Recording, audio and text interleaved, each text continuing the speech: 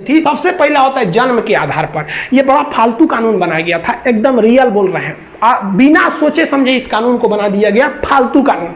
जन्म के आधार पर कहा गया कि कोनो भारत में आके जन्म ले लेगा ना तो भारत का नागरिक हो जाएगा। ससुरा पाकिस्तानी सब इसका मिसयूज करने लगा, सब 8-8 गो पत्नी रखा सब, और क्या करता था, सबको लोड कर देता था सब, अब भारत में छोड़ देता था, तो सब आके यहाँ डिलीवरी हो जाता था उन सबको। अब हमारा कानून है कि भारत में जन्म लेगा किसी का भी बच्चा वो भारत का नागरिक होगा, और ससुरा बड़ा होकर आतंकवादी बन जाता था, धाए धाए धाए धाए बम चलाता था। अब कहे से फिर ससुरा ही तो बड़ी दिक्कत हो गया।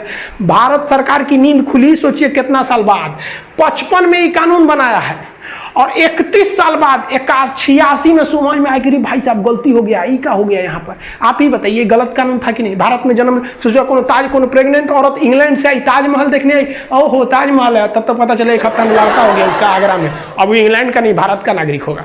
तो भाई इसमें पहले था कि किसी को भी दे दिया जाएगा, लेकिन सरकार अपनी गलतियों को समझी और धीरे धीरे ही सुधार आता है। हम लोग एक गुलाम थे, आज़ादी मिला तो क्या चाहते हैं, एक के बार आप आइंस्टीन बन जाइएगा। तो 1986 में हम लोगों ने एक नियम बना दिया। नियम ये बनाया कि जो बचवा जन्म ले रहा है ना भारत में, उसकी माता या पिता में से कोई ना कोई एक कम से कम भारतीय रहना चाहिए, तभी हम उसको देंगे नागरिकता। नहीं तो अच्छा हुआ, मिसयूज थोड़ा कम हुआ इससे। मैच की पाकिस्तान आतंकवादियों को घुसा दिया इस एरिया में, धड़ाधड़ यहाँ आतंकवादियों का पूरा घुस गया सब, इतना एरिया में आतंकवादी पूरा घुस गए थे सब। अब राजा हरि सिंह को लग गया कि अगर हम अपना देश बनाने के लिए चलेंगे ना तो मेरा परिवार भी नहीं बचेगा। तो भागे भागे आए नेहरू जी के पास, है नेहरू जी बचा लीजिए, हमको पाकिस्तान मार रहा है। तो नेहरू जी कहा हाँ एकदम बचा लेंगे हम। सरदार पटेल जी देखिए तो बचाइए इनको। तो सरदार पटेल कहे छोड़ दीजिए ओकरा, बड़का होशियार बनते थे, अलगे देश बनाएंगे, जो देश बना, हमरा कौन चीज घटल है कि हम तोरा बचाने आएंगे, काहे लिए बचाएंगे। तो हरि सिंह ने कहा कि महाराज पटेल जी बचा लीजिए। तो सरदार पटेल ने कहा कि एक के शर्त पे बचीबो, पहले तुम साइन करो किस पर, एनेक्सेशन पर। तो उसने साइन किया इंस्ट्रूमेंटल ऑफ एक्सेशन, मतलब विलय पत्र पर साइन किया 26 अक्टूबर 1947 को कि हम अब भारत में मिल रहे हैं। तो सरदार पटेल ने कहा इन होशियारी हुआ, अब हम सेना भेजते हैं। तब यहां से भारत में सेना भेजा गया और भारत की सेना उनको खदेड़ दिया यहाँ पर। और भारतीय सेना उस समय बहुत ही बहादुरी से लड़ी थी। सबसे पहला सीरियल रेडक्लिफ, ये भारत के विभाजन करने आए थे।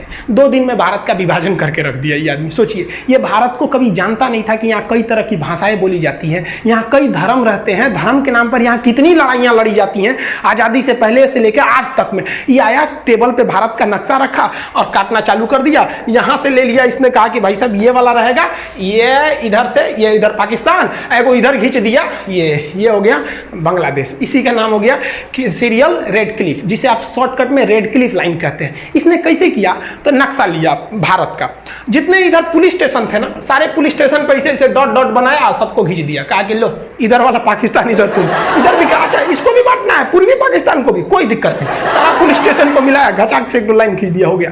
पता चला किसी का घर इंडिया में रह गया, खेत बांग्लादेश में चल गया, किसी का द्वारा इंडिया में है, आंगना चल गया बांग्लादेश में। अजब अजब कांड करके चल गया। अरे भाई इनका अपना रहता तब ना समझ में आता, यही कांड हो गया।